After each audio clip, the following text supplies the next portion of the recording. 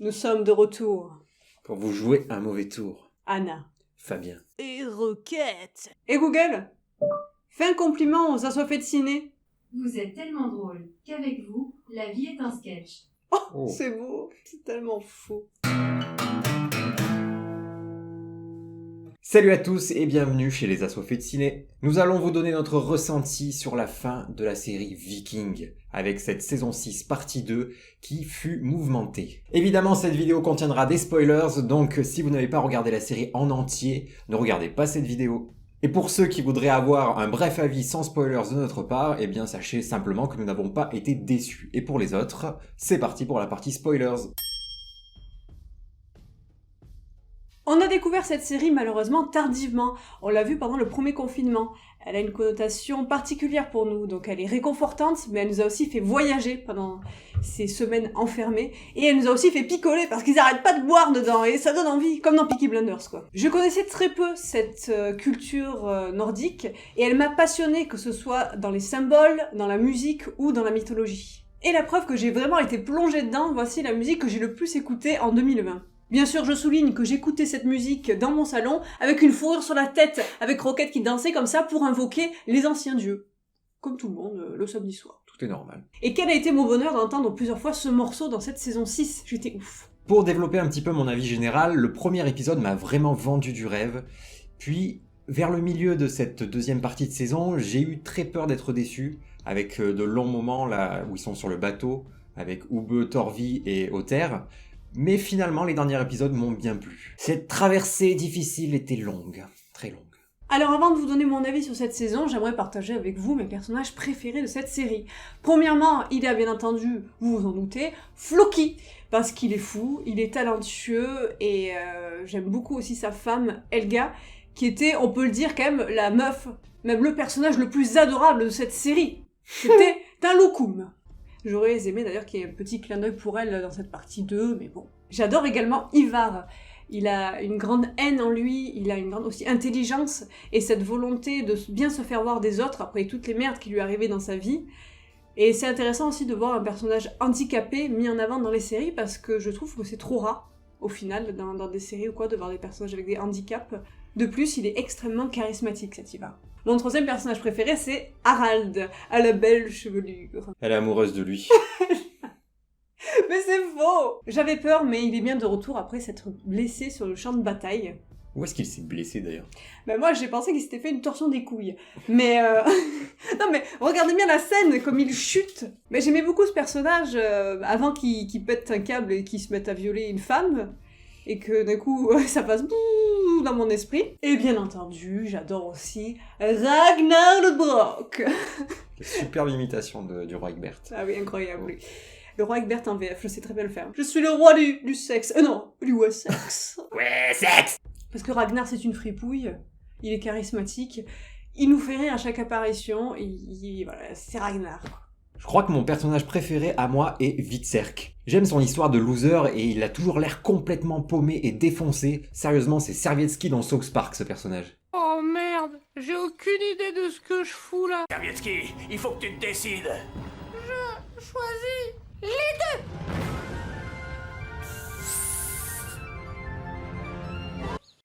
On se fume un pétard?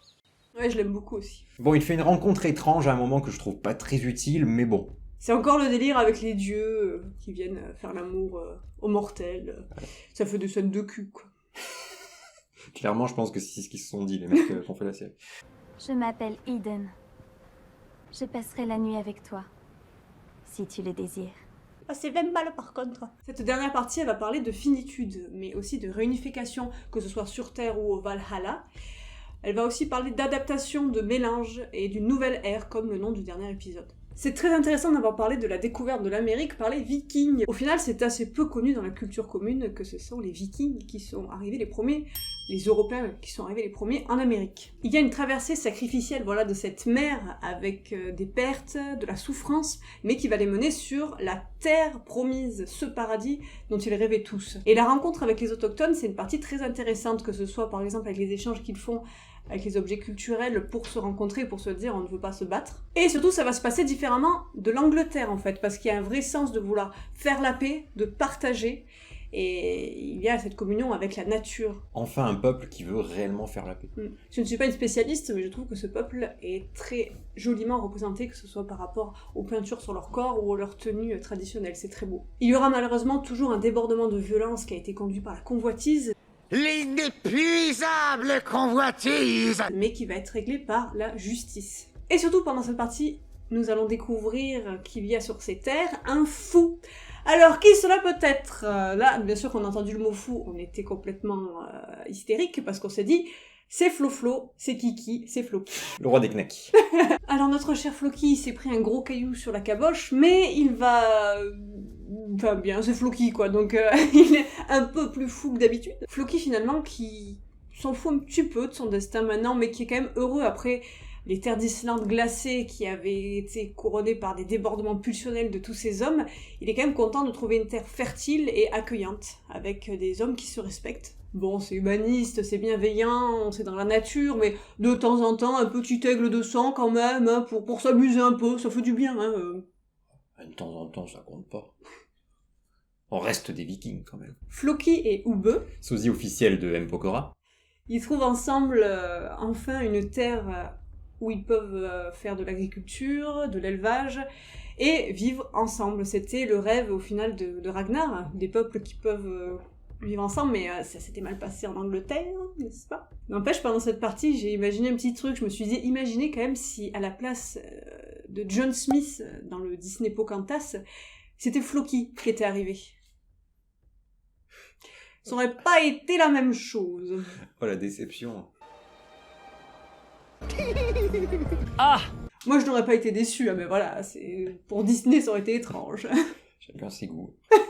Ube sous-entend, tout comme son père à un moment, que le dieu Odin et le dieu chrétien sont le même dieu. Il continue à être un viking en ayant conscience de ça. Hvitserk, quant à lui, réalise un autre des rêves de son père en rejoignant la spiritualité chrétienne et son ami Athelstan. Tout s'achève donc par le commencement d'une nouvelle ère. On a l'impression d'ailleurs que tout est un peu un cycle, parce qu'à la fin, entre Ube et Floki, on a l'impression de voir Floki et Ragnar, avec aussi la déclaration de Ube qui dit à Floki « Je t'aime ».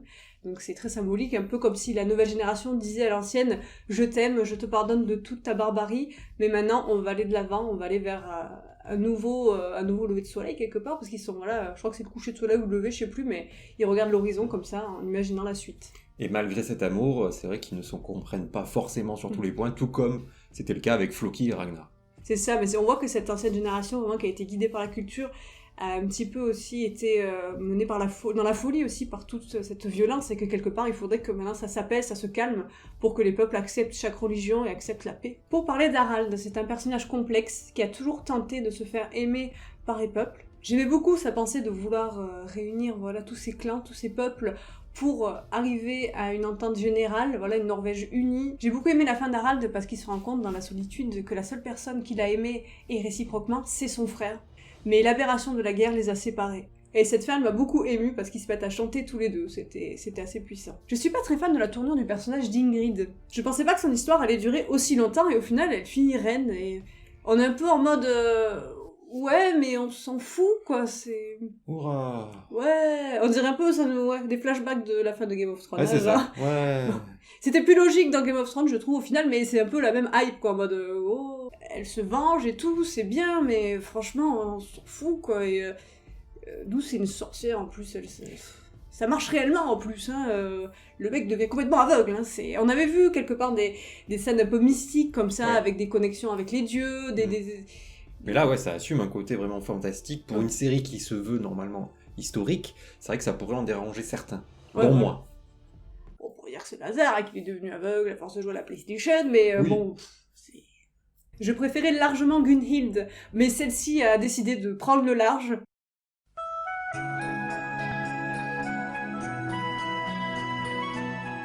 Cette scène était très classe, avec derrière aussi les larmes d'Harald qu'il aimait lui. Sincèrement, pourquoi Gunhild, tu as choisi Bjorn, qui lui n'en a jamais eu rien à foutre des femmes, il en a eu 10 000, et à chaque fois il en prend 3, parce que bon, il en a une, ça va, une semaine, mais pas trop quand même. Pourquoi il a pas choisi Harald dès le début, quoi? Le mec était fou amoureux d'elle. Il a vrillé après, c'est sûr, mais au début... Oh, Harald, personne ne veut de lui.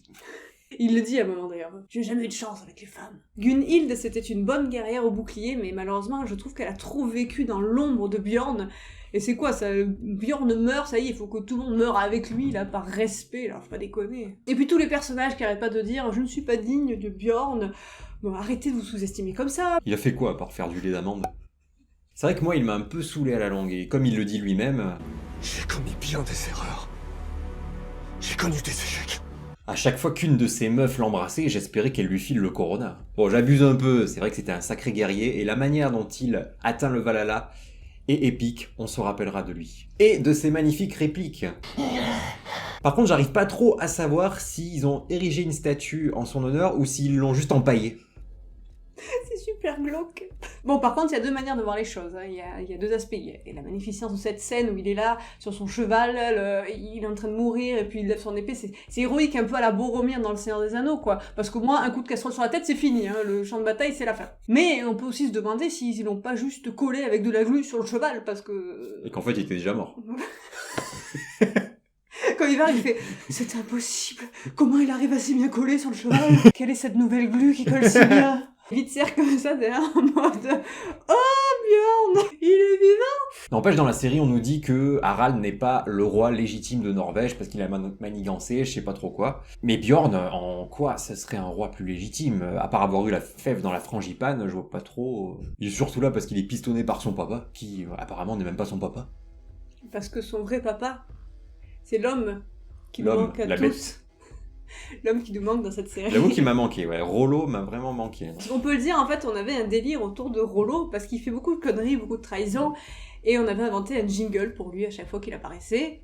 Rollo. La relation de Rollo avec sa femme de Francis est extraordinaire. Il y avait un petit côté La Belle et la Bête, tous les deux, c'était génial. Cette fin de série bénéficie toujours d'une magnifique photographie, mêlant des symboles religieux dans le chaos de la bataille, mais aussi parfois dans la plénitude de la nature ou des relations humaines. Au final, on essaye de finir cette série d'une façon plus humble. Il n'y a pas forcément ces légendes héroïques plus fortes les unes que les autres, mais on reste une légende dans le cœur des gens qu'on aime. C'est eux qui se souviennent de nous et c'est eux qui vont faire retentir notre nom dans leur histoire et dans l'histoire. C'est une illusion en fait que le nom reste éternel. Il va le rester par exemple avec le frère d'Harald et Harald pour son frère, avec Hvitserg qui pense à Ivar, Alfred aussi.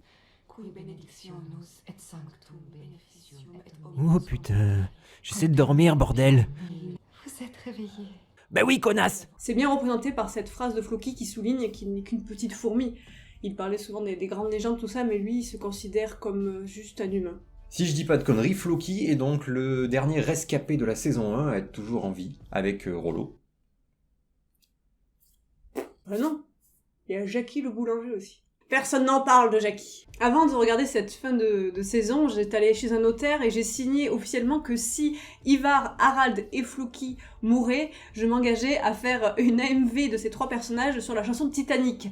Mais je pense que comme Floki est encore dans la série, je ne vais pas le faire, je suis désolée pour vous. Ça aurait été beau. Mais ouais, j'avais tellement peur que ces trois personnages meurent. Bon, au final, il n'y en a qu'un qui est rescapé, hein, mais...